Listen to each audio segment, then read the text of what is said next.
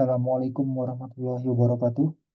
Pada video kali ini, kita akan belajar tentang bagaimana cara menghitung penyusutan bangunan. Dan di akhir kita juga dapat menghitung berapa nilai bangunan tersebut di kondisi kini setelah dibangun bertahun-tahun. Kita akan menghitung penyusutan ini menggunakan peraturan-peraturan terkait penyusutan bangunan yang dikeluarkan oleh Kementerian Keuangan dan Direktorat Jenderal Pajak yang terkait dengan penentuan untuk NJOP bangunan dengan kepentingan pajak bumi bangunan. Baiklah, yang pertama kita harus mengetahui terlebih dahulu bahwa nilai bangunan itu adalah nilai perolehan baru bangunan dikurang dengan nilai penyusutan bangunan. Penyusutan itu sendiri adalah nilai bangunan dalam periode tertentu yang berkurang nilainya seiring berjalannya waktu, entah itu karena pemakaian, keusangan, maupun faktor lainnya. Berikutnya tentang tingkat penyusutan.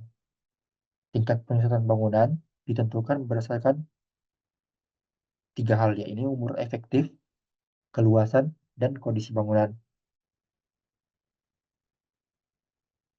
Baiklah, baiknya kita langsung beralih ke peraturannya. Di sini kita baca dari Peraturan Menteri Keuangan Republik Indonesia nomor 208 garis miring PMK 07 tahun 2018 tentang pedoman penilaian pajak bumi dan bangunan perdesaan dan perkotaan.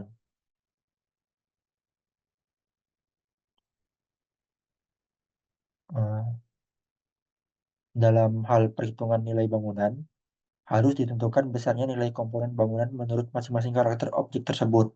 Kita nanti langsung belajar ke poin F, yakni penyusutan. Penyusutan itu ditentukan berdasarkan umur efektif, keluasan, dan kondisi bangunan. Untuk menentukan keluasan dan kondisi bangunan bisa dilihat secara langsung. Untuk luasnya mungkin dapat diukur, dan kondisi bangunannya kita juga dapat menentukan secara langsung dengan melihat apakah bangunan tersebut dalam kondisi baik, sedang, atau jelek, atau sangat baik. Nah, untuk umur efektifnya itu sudah ditentukan bagaimana cara menghitungnya di Peraturan Menteri Keuangan nomor 07 tahun 2018 ini. Secara umum, eh, umur efektif bangunan adalah tahun pajak dikurang tahun dibangun. Apabila ada tahun renovasi, maka umur efektif bangunan adalah tahun pajak dikurang dengan tahun direnovasi. Misalnya, tahun dibangun adalah 2020, sedangkan tahun pajaknya adalah 2024. Maka umur efektifnya adalah 4 tahun. Nah, apabila di tahun 2022 terdapat renovasi, maka umur pajaknya adalah 2 tahun. Itu untuk kondisi secara umum. Namun di sini diatur lagi lebih lanjut untuk bangunan-bangunan bertingkat tinggi dan bangunan-bangunan eksklusif lainnya seperti gedung perkantoran, hotel, apartemen, dan lain-lain. Penentuan umur efektifnya sebagai berikut, yakni menggunakan rumus yang sudah ditentukan. Rumusnya adalah tahun pajak dikurang tahun dibangun, ditambah 2 dikali tahun pajak dikurang tahun direnovasi, dibagi 3. Selanjutnya ada ketentuan lebih lanjut. Bila tahun pajak dikurang tahun dibangun kurang dari 10 tahun, dan tahun direnovasi adalah 0 atau kosong, maka umur efektif sama dengan tahun pajak dikurang tahun dibangun.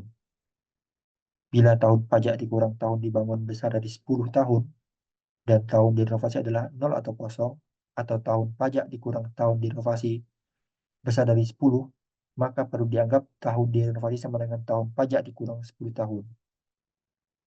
Dan umur efektif adalah hasil dari rumus yang disebut di atas. Rumus ini, dalam hal itu, faktor tahun pajak dikurang tahun direnovasi adalah 0.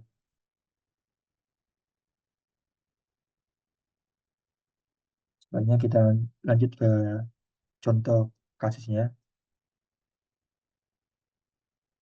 Di sini saya sudah membuat file Excel yang dapat langsung menghitung berapa umur efektif. Kita di sini di file Excel-nya kita memiliki data bangunan yang berada di Kecamatan Sukajadi, Kabupaten Bandung, Provinsi Jawa Barat, memiliki luas 180 meter persegi dengan jumlah lantai 1. Untuk tahun pajaknya, sekarang di kasus tahun 2016, maka di sini misalkan kita menilainya di tanggal 1 bulan 12 tahun 2015. Tahun pajaknya 2016. Sedangkan tahun dibangun, kita ambil contoh kasus yang pertama. Tahun dibangunnya adalah 2011. Sedangkan tahun direnovasinya adalah 2013. Nah, tampak di sini usia real bangunan adalah 5 tahun, yakni dari tahun di tahun pajak dikurang dengan tahun dibangun 5 tahun. Tapi berdasarkan rumus tadi, umur efektifnya adalah 4 tahun. Di sini sudah secara otomatis menghitung 4 tahun. Angka 4 ini dapat dari mana? Itu dari rumus yang awal tadi, rumus yang ini. Yakni 2016 dikurang 2011 tahun dibangun, ditambah 2 dikali 2016 dikurang 2013. Sama dengan dibagi 3, sama dengan 4 tahun. Berikutnya contoh kasus kedua. Bila tahun dibangunnya adalah 2011, sedangkan tahun direnovasinya adalah tidak ada alias bangunan tersebut tidak pernah direnovasi. Maka hasilnya adalah sama dengan usia real bangunan. Umur efektifnya adalah 5 tahun. Yang ini kasus kedua sudah jelas ya. Kasus ketiga, tahun dibangunnya adalah 2003. Sedangkan tahun direnovasinya adalah tidak ada. Tahun dibangun 2003, tahun direnovasi 0. Di sini usia real bangunan sudah lebih dari 10 tahun, yakni 13 tahun. Berdasarkan ketentuan tadi, yang ini,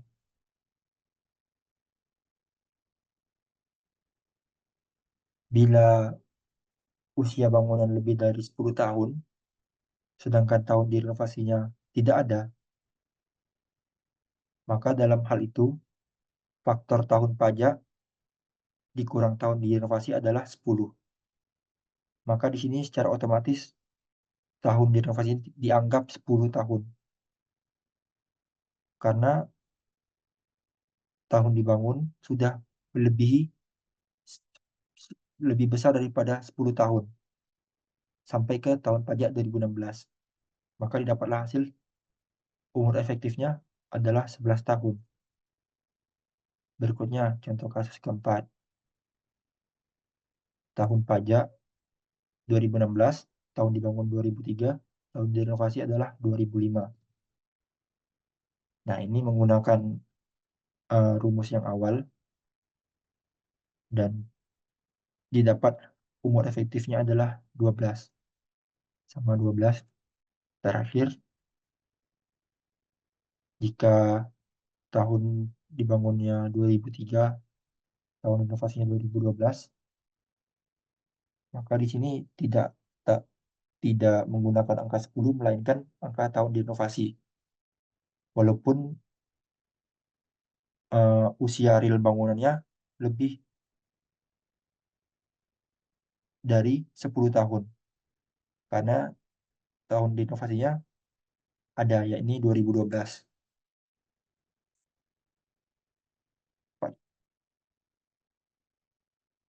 4 tahun. Jadi 2 dikali 4 sama dengan 8. 13 tambah 8 per 3. Hasilnya adalah 7 tahun. Nah, kita sudah mengerti bagaimana cara menghitung umur efektif. Selanjutnya kita akan menghitung berapa sih persentase penyusutannya. Persentase penyusutan ini diatur lagi dalam eh, Peraturan Direktur Jenderal Pajak nomor per 24 garis miring PJ garis miring 2016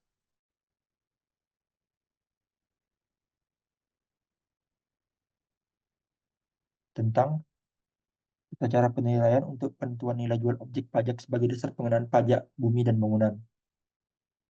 Di peraturan ini, di lampirannya terdapat tabel penyusutan untuk bangunan umum.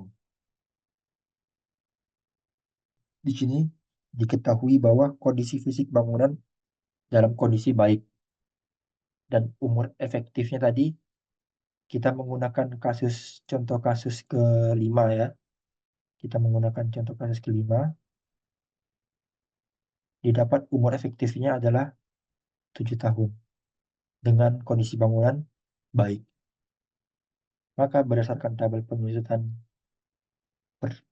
peraturan Direktur Jenderal Pajak nomor 24 tahun 2016, kita dapat mencari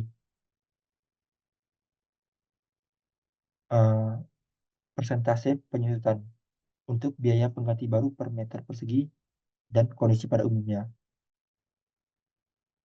Umur efektif diketahui 7 tahun.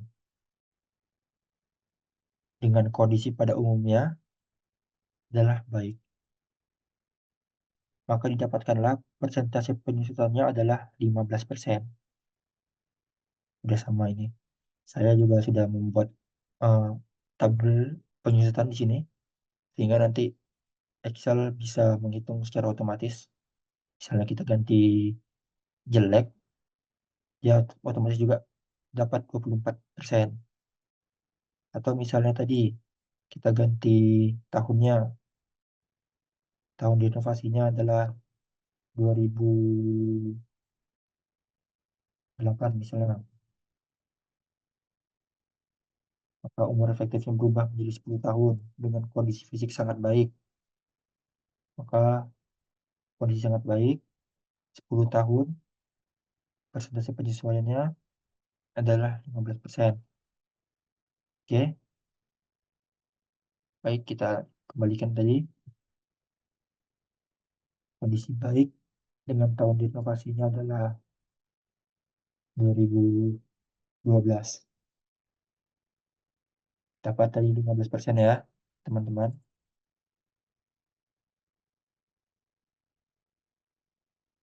Selanjutnya kita akan menghitung berapa nilai penyusutan dari bangunan tersebut dengan cara nilai bangunan awal tadi yang 980 juta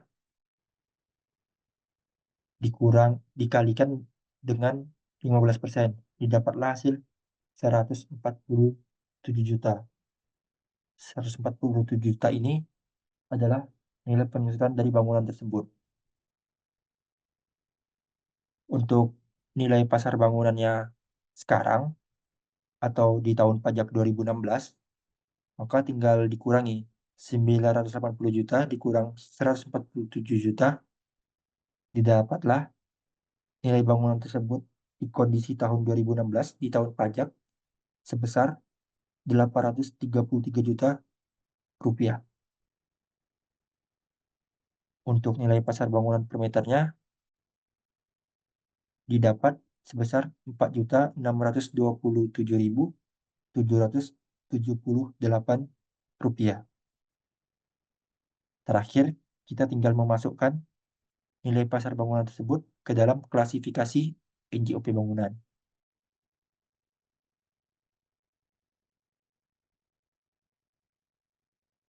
Untuk mengetahui klasifikasi NJOP bangunan, kita dapat membuka Peraturan Menteri Keuangan nomor 150 garis miring PMK 03 tahun 2010 tentang klasifikasi dan penetapan nilai jual objek pajak sebagai dasar pengenaan pajak bumi dan bangunan. Di peraturan ini, pada lampiran kedua,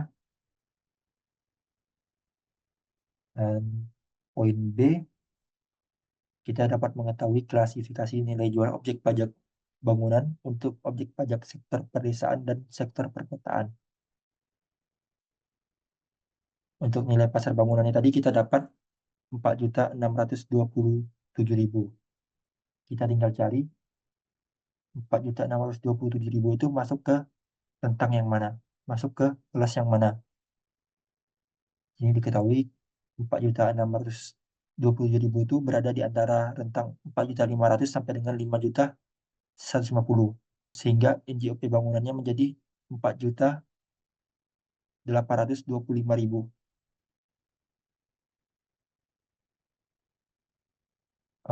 Di file Excel ini juga saya sudah buat secara otomatis untuk memasukkan nilai pasar bangunan menjadi NJOP bangunan. Secara otomatis juga menghitung kelasnya kelas berapa.